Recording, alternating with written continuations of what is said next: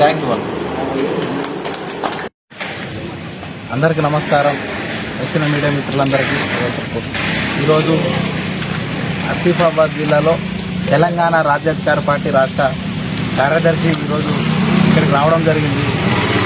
తెలంగాణ రాజ్యాధికార పార్టీ ద్వారా ఉమ్మడి ఆదిలాబాద్ జిల్లాలో జిల్లా కన్వీనర్లు, కో కన్వీనర్లు, నియోజకవర్గ కన్వీనర్లు, కో కన్వీనర్లు ఇన్ఛార్జీలు నియమించడం జరుగుతూ ఉంది.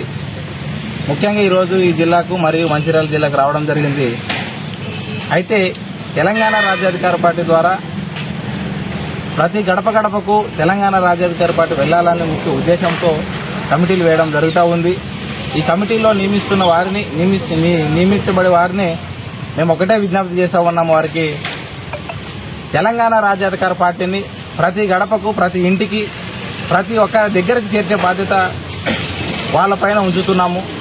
వాళ్ళని నమ్మి తెలంగాణ రాజ్యాధికార పార్టీలో సముచిత స్థానం కల్పిస్తూ ఉన్నాము.